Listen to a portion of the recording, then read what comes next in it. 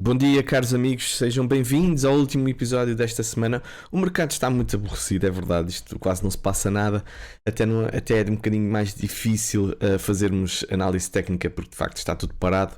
Restam-nos assim às vezes as notícias, mas bear market é mesmo assim, há momentos de longuíssima mesmo lateralização e é uma chatice. Mas pronto, já passei por isso, não é a primeira vez, não vai ser a última seguramente. Faz parte do jogo e é apenas termos paciência que as coisas vão animar mais cedo ou mais tarde. O episódio de hoje vou falar sobre uma ou duas notícias, não temos muito relevante relativamente também ao dia de ontem, mas vou olhar predominantemente para os mercados e para o conceito das moving averages e para o afastamento do preço relativamente às moving averages. Depois vamos falar um pouco sobre isso, onde é que nós podemos estar no mercado, para vocês também entenderem um bocadinho esse conceito. Antes disso, vou atualizar como é que está o ponto de situação do Whalebot, do bot que eu ando a utilizar no mercado de Forex. As coisas de facto estão muito interessantes. Quanto mais tempo passa, mais feliz fico, obviamente porque a carteira aumenta e vejo obviamente as pessoas também todas contentes porque estão de facto a faturar. E em cerca de 2 meses, eu não vos vou mostrar a conta das pessoas por motivos óbvios, não é? Mas 47 pessoas depositaram 247 mil dólares e o lucro de 15 de setembro a 15 de outubro, ou seja, o mês foi de 36.951 dólares. Portanto, isto obviamente que é dividido por todos. Nesta página aqui do Telegram, o Whalebot Results, eu vou deixar o link também no final do episódio. Vocês veem todas as trades que são feitas. Portanto, isto não há nada aqui a esconder. Há trades que são fechadas a negativo, como estão a ver aqui e aqui. Há posições abertas, como vocês estão a ver. É mostrar também o lucro diário e é sempre mostrar o total faturado. Portanto, aqui está tudo. Eu não vos escondo nada, pessoal. Portanto, é exatamente aquilo que está a acontecer com a minha conta para vocês ficarem a par e para terem consciência do potencial deste bot, que eu acho que efetivamente é muito. Aliás, basta olhar aqui para a minha conta e podemos ver que o lucro é efetivo, portanto ele funciona sempre a fechar trades em positivo. É muito raro, eu só tive 2 dias desde 6 de julho em que terminei um dia a negativo e acho que foi $1 que eu perdi, portanto foi muito residual. Em cerca de, está aqui, desde julho, portanto aqui foi só uma entrada de $1.000 e a partir de agosto é que eu acertei a conta para 3.000, porque eles também só aceitam no mínimo de $3.000. E aquilo vocês podem ver, portanto, cerca de 9%, 19%. Este mês está efetivamente mais baixo, mesmo assim vai em uns jeitosos 5,88%, o que é bastante interessante. Portanto, ao nível de lucros, são cerca de 50%. De faturação, e aqui nós podemos ver as posições, que a diferença das posições abertas para o total de lucro, ou seja, aqui é o lucro bruto, aqui é o lucro líquido, digamos assim. O lucro líquido está sempre a mudar porque as trades estão sempre a abrir e a fechar, a abrir e a fechar. Ontem, por exemplo, aconteceu uma coisa muito engraçada. Eu tinha uma trade já pendurada desde 20 de outubro, disparate, de 20 de setembro, e ele fechou essa trade com uma perda de cerca de 60 e tal dólares, mas mesmo assim fechei o dia com $8 ou $9 positivos. Agora também já não me lembro, mas deixem-me lá ver. Com $7 positivos, vamos ser honestos. Portanto, estão aqui as trades que ele fechou. Até estava a pagar algumas taxas, quando eles ficam há muito tempo começa a pagar taxas, mas ele trabalhou tão bem que só fechou nesta altura em que poderia não prejudicar o lucro diário que normalmente acontece. E há uma coisa muito engraçada, até nem fui eu que encontrei isto, mas foram as pessoas que obviamente estão a trabalhar, que estão clientes do bot. Por exemplo, o meu lucro mensal médio é 11,24, mas ele funciona com juros compostos, ou seja, se eu simular o que eu coloquei para ter $3.000, ou seja, eu pus 2.907 porque já tinha ganho uma parte no primeiro mês, ao fim de 10 anos, com juros mensais de 5%, reparem que eu estou com um juro mensal médio de 11%, mas vamos ser conservadores, ok? 5%, juros compostos diários, que é efetivamente o que ele faz. Portanto, o que ele vai ganhando, ele vai utilizando também. Portanto, ele funciona assim. Nós calculamos isso. Isto dá, ao fim de 10 anos, mais de $1 milhão de ganho. Isto não é possível. Exato, foi a primeira reação que eu tive, eu compreendo perfeitamente. Que eu também disse, isto é demasiada fruta, sinceramente.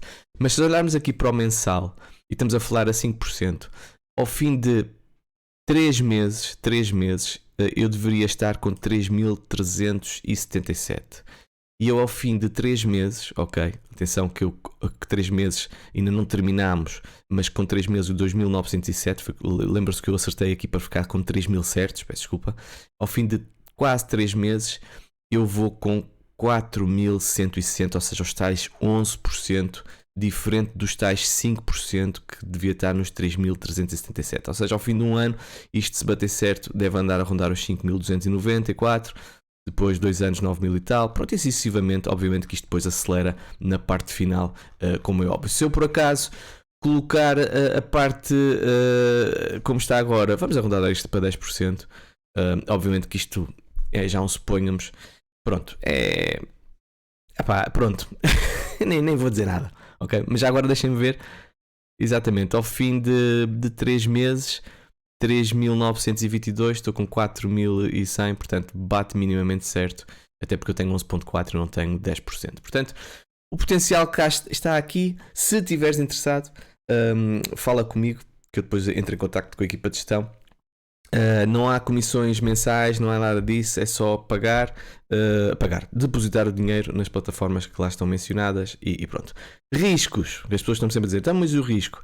Pessoal, evidentemente que há sempre riscos, eu não vou dizer que não há, porque o mercado é um mercado, obviamente, onde trabalha um robô. Isto é uma estratégia delineada por alguém que anda neste mercado há cerca de 30 anos. E tem muita experiência nisto, portanto ele até foi bastante procurado por outras plataformas para colocar a sua estratégia lá, são portugueses, portanto, o que também é porreiro. Os riscos há sempre, onde a gente coloca o dinheiro, na 4x6, no multibanco, por exemplo, se elas trabalham obviamente em paraísos fiscais, isso também é verdade, até para permitir a alavancagem possível. É tudo legal, estão todas auditadas, estão todas licenciadas, mas pronto, é a mesma coisa que deixar numa plataforma e a plataforma der o estouro ou der um problema qualquer, como é óbvio. Portanto, é sempre um risco e é sempre um robô, e é verdade também, e temos que ser claros, o passado não é garantia do futuro, e devem apenas investir aquilo que estão dispostos a perder, e se o fizerem, obviamente estão mais tranquilos. Portanto, se estiverem interessados, falem comigo. Eu acho que é uma belíssima oportunidade, pessoal. Ana muito contente, e eu obviamente também estou contente, e eu aqui tento sempre trazer aquilo que eu acho que é melhor para vocês, porque se é melhor para mim, que eu também estou a utilizar, acho que também é melhor para vocês. Pronto, e já falei demais sobre isto, peço desculpa, mas são boas oportunidades, na minha opinião. Ora bem, o Tether está-se a tornar um caso sério no mundo. Isto, de facto, eu não estava à espera de uma notícia destas, sou sincero. Porque não é comum ver uma stablecoin em caixas multibanco. Portanto, e pelos vistos, o STT vai estar em 24 mil caixas multibanco no Brasil. Portanto, é extraordinário aquilo que o Tether está a fazer. É uma aproximação muito grande de uma stablecoin, neste caso baseada no mundo cripto, e vai permitir uma paridade, uma conversão automática entre reais brasileiros e o STT. Isto é excelente para a adoção em massa, é excelente para a divulgação das criptomoedas, e é, acima de tudo, um posicionamento muito forte, muito estratégico por parte de uma moeda que não deixa de ser uma criptomoeda, perante as CBDCs. Portanto, acho que é este jogo que vai agora cada vez surgir com mais impacto no mundo, este braço de ferro. O STT está claramente a posicionar-se, e começou por um dos países maiores do mundo, uma das maiores economias também do mundo, mas também é uma das economias onde as pessoas têm uma moeda mais fraquinha ao nível de peso internacional, e também por causa disso é que se calhar é mais interessante para as pessoas associarem o STT. Lembra-se de eu ter falado daquela pessoa do Shark Tank, o Kevin O'Leary, dele ter falado que as moedas estáveis podem ser de facto indiretamente uma valorização do dólar. Aqui está um caso concreto, porque o STT não deixa de ter paridade com o dólar, mesmo que não seja a 100%, mas é uma valorização do dólar de uma forma indireta, e isto pode ser um chamariz para que os Estados Unidos aprovem, por exemplo, uma stablecoin cripto e a deixem funcionar lá no seu país. Ou não. Quiçá. Baleias acumulam 4,5 bilhões em Ethereum desde setembro. Pelos vistos, as baleias estão a começar a comprar Ethereum, ou têm comprado Ethereum. Aumentou cerca de 14% a quantidade de endereços e de participação nesses endereços. Portanto, não deixa de ser um motivo de interesse por parte das baleias em Ethereum, o que efetivamente também é bastante bom.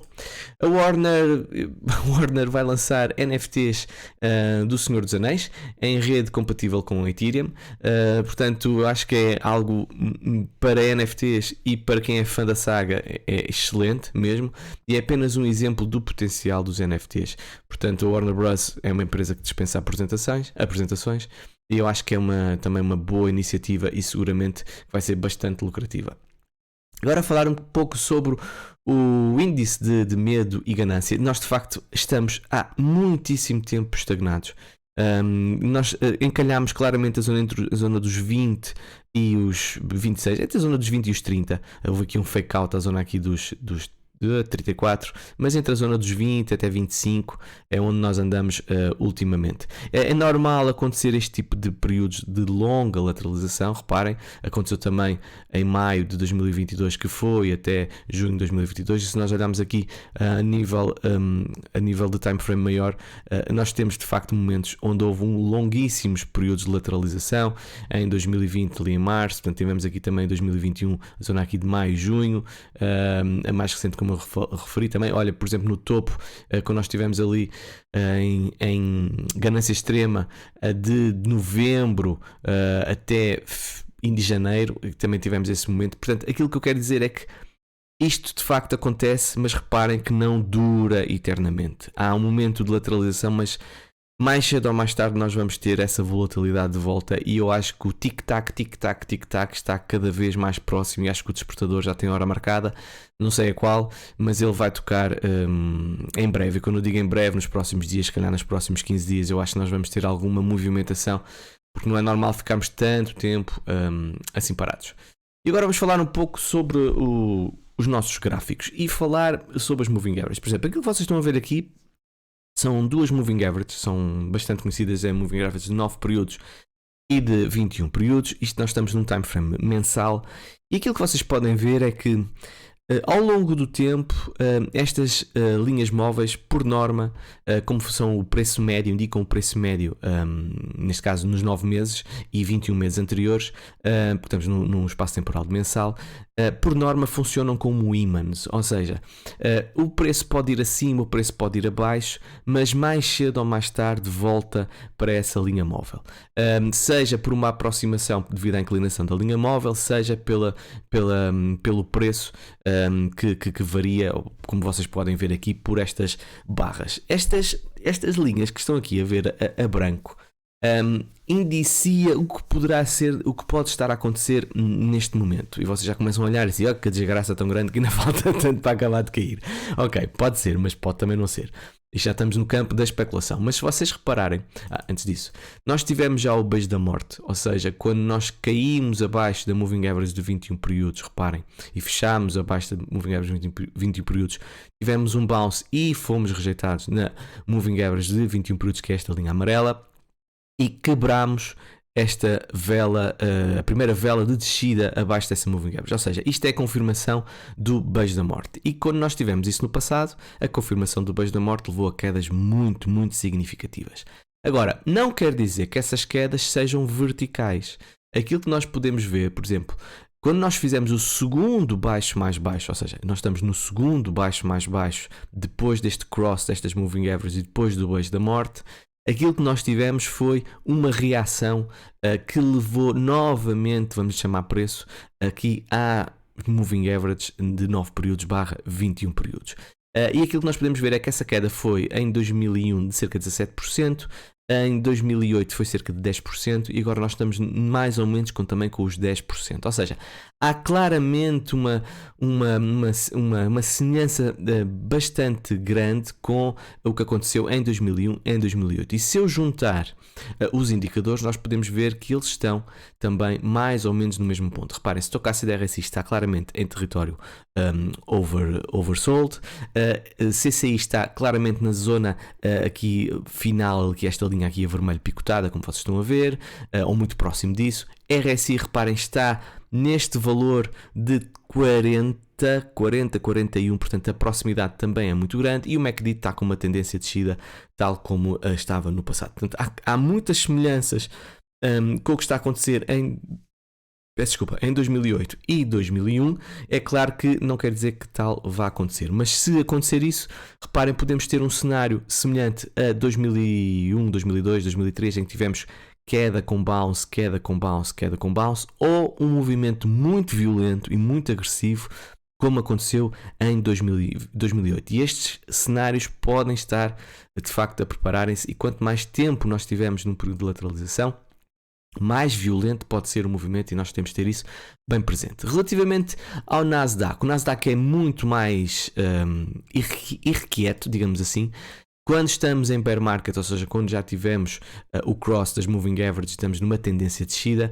Por exemplo, no ciclo do ano da década zero na década de zero, exatamente, até 2002, ou seja, nos 2 primeiros anos de 2000 a 2002, o que nós podemos ver é que nós tivemos quedas bastante significativas antes do bounce, ou seja, tivemos o afastamento das moving averages, ou seja, cerca de 30%, 43%, 37%, 26%, mas depois volta sempre a essas moving averages. Nós neste momento estamos com cerca de 14%, 15%, o que de facto dá uma margem que nós podemos ter uma queda mais agressiva no Nasdaq. E tendo em conta que há uma paridade, pelo menos a nível de tecnologia, ou seja, muita gente encara as criptomoedas como tecnologia, podemos de facto ter, se calhar pelo Nasdaq, se o passado se repetir, maior volatilidade. O que aconteceu também em 2008, reparem, nós também tivemos uma queda muito, muito grande, em que levou a queda cerca de 30 e tal % de afastamento dessas moving averages. Portanto, nós já não temos muitos mais dados aqui no Nasdaq, portanto,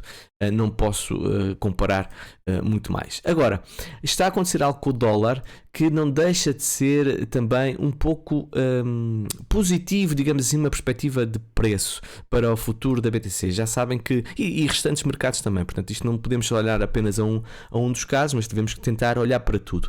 E mais uma vez, olhando para esta teoria, digamos assim, que é facilmente comprovada, como vocês podem ver, do afastamento do preço para as moving averages, por norma o que nós temos em momentos de alta volatilidade, por exemplo, em 1985 tivemos cerca de 10% de afastamento para a moving average de 9 períodos, depois em 88 cerca de 9%, no ano 90 7,26%, em 92 6,6%, aqui 8% em 2008, 9%, cerca de 9%, está um bocadinho mais abaixo, 8 e tal por cento em 2011, e mais recentemente 2015 10%, e 2016 5%, e agora estamos nos 8,36%, mais ou menos aproximadamente, temos isso, ok? E basta nós olharmos aqui para o gráfico para constatarmos de facto que o afastamento é bastante pronunciado, como vocês podem ver, e basta vocês olharem para trás que esse distanciamento não costuma durar muito tempo. Além disso, temos uma linha de resistência aqui diagonal, como vocês estão a ver, que pode ditar de facto uma possível inversão do dólar a médio prazo, porque nós estamos numa perspectiva mensal, ok? Mas mesmo assim ainda podemos ir lá acima de estar esta zona aqui dos 113. Relativamente às yields americanas a nível de 10 anos, de facto ela está on fire, está completamente on fire. As resistências não estão a funcionar, pelo menos para já. Temos de facto um movimento de distanciamento das linhas móveis já bastante significativo, ou seja, de 36%. Reparem o que aconteceu desde 2008, tivemos movimentos de 38%, 25%, 31%, 24%, 30%, mas também tivemos algo como aconteceu em 2020, em que tivemos uma queda de um afastamento de cerca de 74%, uma coisa de facto, isto foi, acho que foi com o crash do Covid, e depois tivemos também um afastamento neste bounce muito agressivo de 49%, ou seja, é também volátil. No passado também já tivemos valores de 10, 18%, mas nós estamos claramente com um período de grande volatilidade ao nível das yields. Eu acho que nós estamos a tentar quebrar uma resistência e efetivamente faltam alguns dias para fechar este mês, faltam cerca de 10 dias, isto pode ir navegar abaixo, mas nós estamos perante claramente um quebrar desta resistência horizontal que está aqui, esta linha vermelha, e além disso temos um ascending wedge que também está a ser quebrado para a positiva, um bounce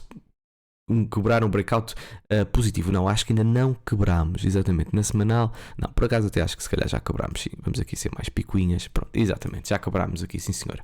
Agora, é claro que isto pode ser também um fake out e podemos retrair a esta zona, e se nós tivermos numa mensal uma vela em que fez, por exemplo, mais ou menos aqui na zona dos 3,87%, significa que temos uma vela de rejeição mensal, o que pode iniciar aproximar então a esta moving average de 9 períodos, como mais cedo ou mais tarde irá acontecer. Isso é factual, é apenas uma questão de tempo. Eu acho que vejo como principal resistência logo a seguir, a mais marcante é esta zona aqui dos 5,25%. Obviamente que também há aqui outra mais ou menos na zona dos 4,51%, mas isto não é bom, portanto há aqui neste momento um prejudicar dos mercados devido a esta subida das yields americanas a 10 anos, mas eu acredito, ou espero, tenho expectativa que o dólar tenha alguma dificuldade em aguentar este ritmo de subida durante muito mais tempo. A título também de curiosidade, porque há pessoas que já me pediram para falar também sobre o euro no par dólar, até porque é também a essência do bot que eu referi no início do vídeo. Estamos claramente numa zona de suporte, onde nós tivemos uma reação que era a zona do 0,96. Esta linha está aqui há muito tempo marcada, e eu acho que, tendo em conta o afastamento que já temos e tendo em conta que também estamos já bastante esgotados, por exemplo, ao nível do RSI, reparem, já estamos em territórios oversold. Já temos um CCI a começar a cruzar esta linha móvel azul, até porque a Lagarde, no final do mês, a Christine Lagarde vai anunciar um aumento das taxas de juros. Eu acredito que o euro poderá reagir perante o dólar e poderá aproximar-se desta moving average aqui a branco, e também aproximar-se mais da sua paridade de $1, e quiçá vir aqui esta resistência a 1,03, que é claramente a próxima resistência mais reativa perante o dólar. Portanto, se de facto a Christine Lagarde não subir as taxas de juros, eu acho que vamos continuar a cair, e provavelmente vamos então atacar esta zona aqui dos 0,86, 0,9, apesar disto não ser bom para ninguém, muito menos para a Europa, e principalmente também, apesar de uma forma indireta, para os Estados Unidos. E obviamente tínhamos de falar sobre a nossa querida Bitcoin. A nossa querida Bitcoin está com um afastamento dessas moving average, reparem, muito semelhante ao que aconteceu em momentos de bear markets anterior, ou seja, já tivemos o cross da moving average de 9 períodos e 21 períodos. Eu aqui não tenho dados para esse cross em 2011, 2012, também ela era muito novinha, mas o afastamento da moving average de 9 períodos era de 62%, e aqui temos de dar um desconto, de facto a volatilidade era muito grande, até porque nós vimos o afastamento também superior foi quase 500%. Mas por norma, até os outros ciclos anteriores, nós temos afastamentos inferiores a rondar os 50% a 40%, e nós neste momento estamos nos 46%, até um pouco mais abaixo do que nós tivemos no ciclo anterior, e sem ainda qualquer aproximação. Portanto, pode de facto indiciar o fundo da BTC. Eu não vou colocar de lado esse cenário, mas nós também podemos ter uma queda mais agressiva, tendo em conta toda a situação macroeconómica, e continuar a dizer que um dos pontos mais interessantes é esta zona aqui dos 13.800, bem como a zona dos 9.000, 10.000, que também é uma zona de muito interesse, até porque temos gaps, temos um gap nessa altura. Mas para vocês terem noção que este afastamento das moving averages mais cedo ou mais tarde volta a tocar nelas, portanto o preço volta a tocar nelas, e isso vai acontecer com BTC. Portanto, neste momento a moving average está na zona dos 25%, 25 mil dólares, 26 mil dólares. Agora isto é algo que pode efetivamente demorar, podemos só ter esse toque daqui a 1, 2, 3 meses, se calhar até só em 2023. Mas pronto, tudo o que cai volta a subir, tudo o que sobe volta a cair, e nós também podemos ver nos picos dos bull markets, reparem, tivemos também movimentos de afastamento muito grandes, e depois mais cedo ou mais tarde essa aproximação voltou. Estamos a falar de ciclos, estamos a falar de momentos, não estamos a falar que as coisas vão ficar assim para sempre.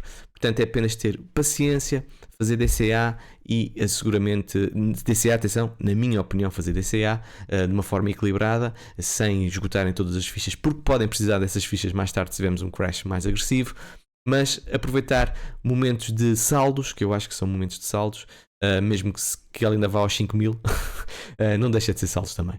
Portanto, desejo a todos um excelente fim de semana. E já agora que o Benfica ganhe. Tá bem? Vá, tchau, até segunda-feira.